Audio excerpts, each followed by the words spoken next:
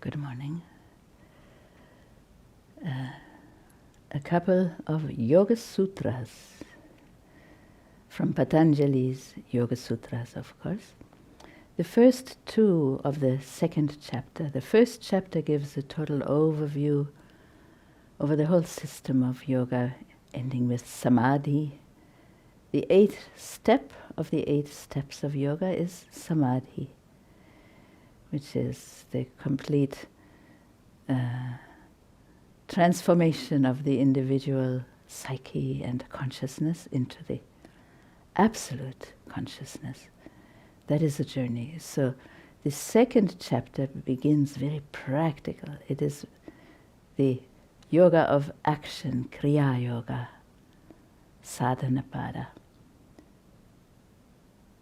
And it starts significantly with these 2 sutras. We must chant them first, then we can talk more. Om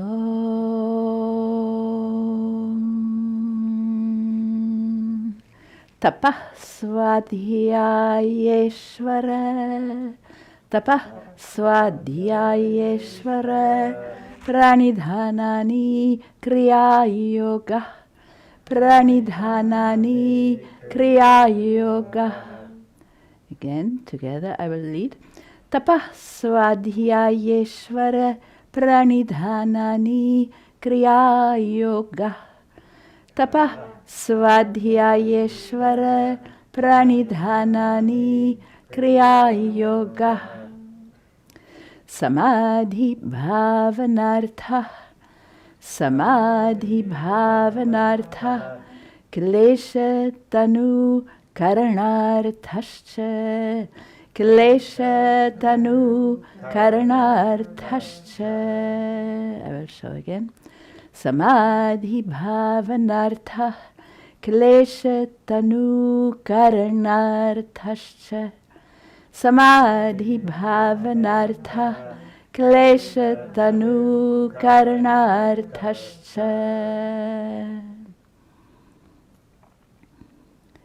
The first sutra. Tapah Swadhyayeshvara Pranidhanani Kriya Yoga. Again. Tapah Swadhyayeshvara Pranidhanani Kriya Yoga. So sutras are not verses. They're not even regular prose. They're very condensed. They call them aphorisms, statements. The minimum amount of words and syllables to define something, to describe something, a process. It is full of definitions. A term is introduced, then it's defined. If you don't do that, even in social life, people start fighting unnecessarily. They talk about as if it was the same thing, but it is not. So what is Kriya Yoga? Sometimes that word which is being defined comes at the end of the sutra. Sometimes it comes in the beginning. It doesn't matter, really. Kriya Yoga, let us start there, is defined. Kriya is action, especially yogic action for transformation, for purification. It'll say just that. Yoga is union. We must know the word yoga from the root that means to unite, to join. And we must be familiar with how we use the phrase I am. I am with a small am, if you can see. The individualized consciousness or self or mind. It's not the ego, but when the self feels it is the body, mind, senses, ego story, then it is called the individualized self, feeling separate. So the only remedy for separation feeling is union. So that is yoga. Yoga means union. So ultimately it means the union of the individual consciousness and mind and energy. The whole thing goes together with the universal or cosmic and the absolute. They're all one, but experience is different. When you feel separate, you are. You need yoga and union. universal and absolute. Let us decide the borderline between them when we get there. It is the lower and the higher. Very easy to see that way. So Kriya Yoga, the process of union with that supreme consciousness through actual action, through transformative practices, the very practical aspect. And it consists of tapa. Tapa, words come from verb roots. Tap is to shine. Tap is to make heat. Tap is also to give pain. So if you really want to shine, you have to clean. You clean it first. And that is involved with effort. And tapa is used here in the sense of spiritual disciplines, self-discipline. As long as there's any impurities, we need tapa. The sun is the best purifier. It can burn up pollution and everything. As the sun shines and heats, and when it's too much, it can give pain. So it is all involved here. But tapa doesn't mean just pain, it means self-discipline.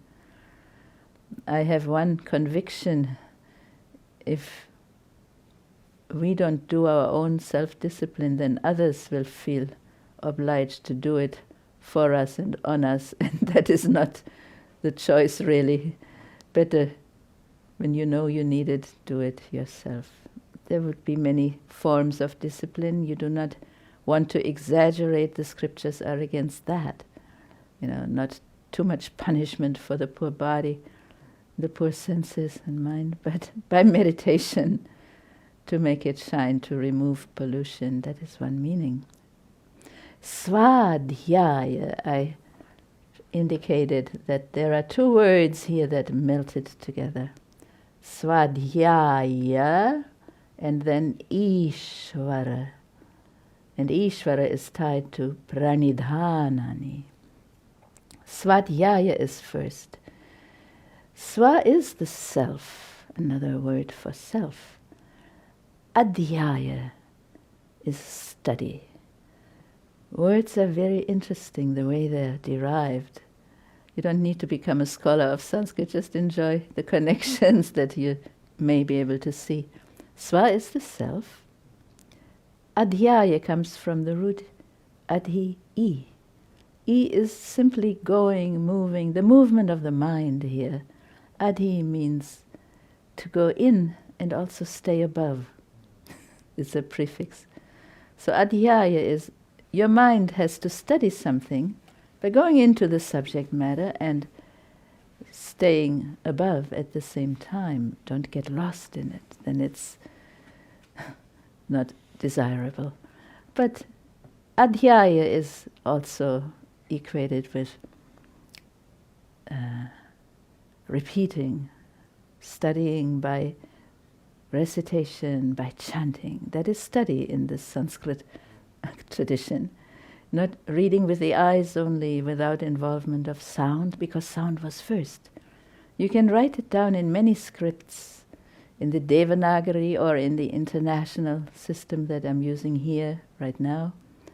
Anything that is phonetic, where the same sound will have the same letter, and the other way around, that will do for Sanskrit. But the sound has to be the same. The sound is one. So adhyaya is when you do japa, repeating mantras which are to enlighten you, or meditate on Om, that is mentioned. Of course, swa being the self. Teachings, you may call them scriptures, that are all about the real self, what we call the yogic teachings and Vedanta. Are we just the small and limited I am, or are we cosmic in nature? Of course, yoga is all about we are cosmic.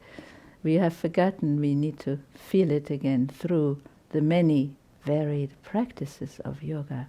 ultimately it is about our mind, because if the mind doesn't feel it, you can do physical practices endlessly, but you're missing, the bridge. So Svadhyaya is one of those methods to study those teachings that are for your liberation. Moksha Shastras, Yoga Sutras is certainly part of that. Bhagavad Gita, Upanishads. We also have writings by Shankaracharya emphasizing the complete oneness, trying to make us feel it. Advaita Vedanta, these are all Svadhyaya. So do some discipline that you're able to meditate and study. And then Ishvara Pranidhanani. Ishvara is the cosmic consciousness. It's translated the Lord or God. Ish is the root meaning to rule, to govern.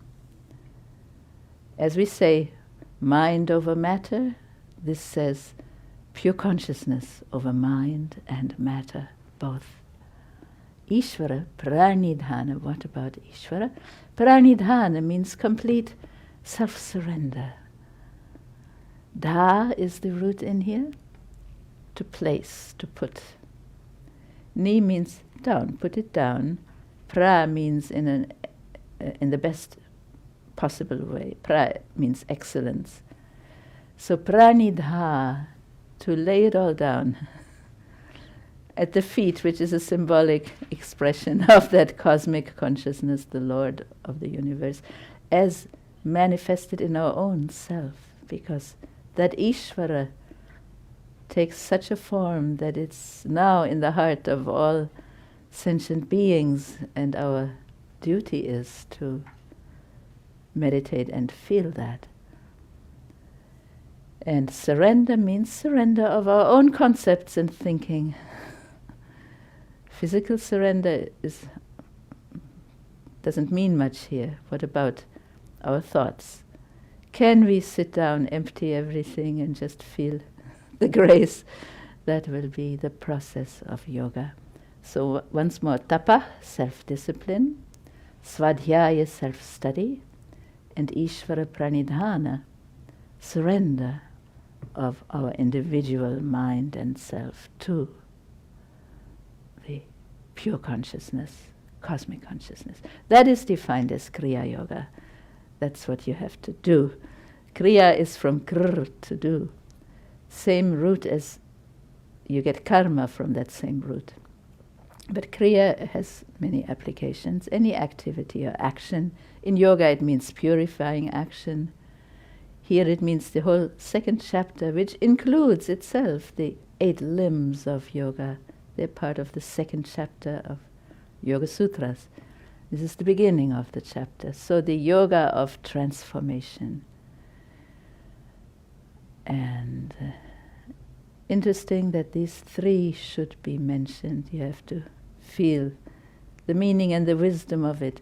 By repeating a sutra like that, you get something. I'm telling you.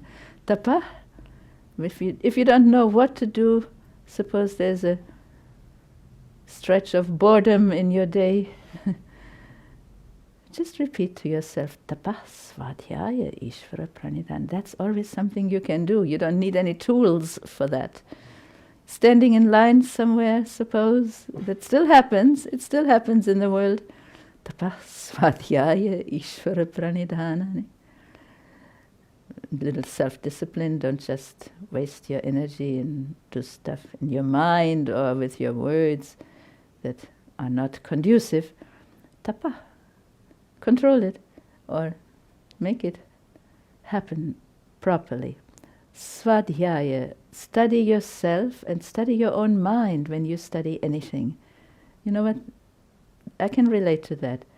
When you study a holy book, suppose, you're also studying how your mind is dealing with it. Your mind is the medium for study. And we're still pretty much identified with the mind, so we have to become the witness of our mind. Svadhyaya includes all levels of the self, starting where we are, all the way to to the highest self. Kriya Yoga, the yoga of transformation. Whenever your efforts are over, when you're at the end of your power or wisdom, just be very, very happy, because now you sincerely can surrender it all. I've done my part. If you haven't done your part, you don't want to surrender either. You'll find that's how it goes, you know. Ishvara pranidhana. All actions, all concepts, all thinking, just lay it down. And for a moment at least you should feel the utmost relief from that. That is the result of Ishvara pranidhana. You don't really have to do more than that. Whatever I say, it is just the extra. The real thing is the mere sutra. 3 concepts, which are divine concepts, I call them, because they help liberate the individual.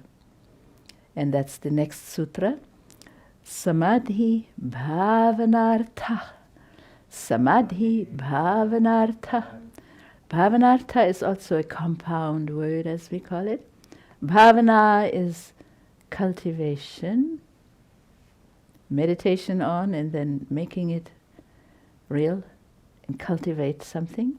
Artha is purpose. So, what is the purpose of Kriya Yoga? The purpose is cultivation of Samadhi. Samadhi again is the last step in yoga. Dharana, Dhyana, Samadhi, the last 3 steps go together. Dharana is concentration. Dhyana is the continuous flow of that focus onto the light that you're meditating on. And Samadhi, complete transformation of the individual psyche and being into that cosmic and then beyond cosmic absolute, the one. Samadhi is already described in the first chapter, and it is quite... the language seems difficult, but know that it is the ultimate oneness, Sam and Ah and He. Again, the root is Dha in here. Ah is completely, Sam is completely, Ah is very intensely near. So the entire individual psyche will be transformed. I cannot give too much of the etymology. Samadhi, transformation. Bhavana artha, the cultivation of samadhi, more and more meditation. That is the purpose of all this purification and study. And on the other hand, klesha tanu karana, there's another compound word. Karana artha cha. Cha is and. And the other purpose, simultaneous purpose, is the tanu karana, the making less and less. Tanu means very thin. It becomes less and less and less. Karana, making or doing. Diminution, they say, of all klesha, of all suffering. As the light increases, the darkness naturally decreases. As the bliss of samadhi increases, the suffering of life decreases. Tanu karana, less and less and less till it's almost non-existent. And what are the kleshas? They give 5 grand categories of suffering. That'll be the next sutra right away. Everything is defined. Kleshas are avidya, ignorance or unawareness of one's true self or nature and whatever follows from that. Asmita, these are the kleshas mentioned here. Avidya, asmita, ego takes the place of the real self. Raga and attachment, selfish attachment, limited attachment. Raga, dvesha and aversion, the 2 go together. And raga, dvesha, abhinivesha, getting stuck in personality. entering deeply into this limited personal self, forgetting all about everything else. So, avidya, asmita, raga, dvesha, abhinivesha, and they have many, many divisions and subdivisions, all the kleshas. So the kleshas will be slowly but steadily removed, diminished to the point of disappearing. And samadhi slowly, slowly will increase, but by constant practice, yes? Practice of self-discipline, self-study, and self-surrender. It is a good news, actually, and then from that follows so much more. These are the two very important initial sutras of the second chapter. It all will end in the absolute oneness, the experience of oneness. Kaivalyam. That would be the fourth chapter. There is also a third chapter. Yoga Sutras is a study for whole life, but each sutra is representative of the whole thing. Let's chant it again. Tapah Swadhyayeshvara Pranidhanani Kriya Yoga. Tapah Swadhyayeshvara Pranidhanani Kriya Yoga. Samadhi Bhavanartha Samadhi Bhavanartha Klesha Tanu Karanarthascha Klesha Tanu Karanarthascha Samadhi Bhavanartha Klesha Tanu Karanarthascha. Just a little indication. Cannot do it justice properly here, but I hope you get something from it. Om Shanti. Thank you.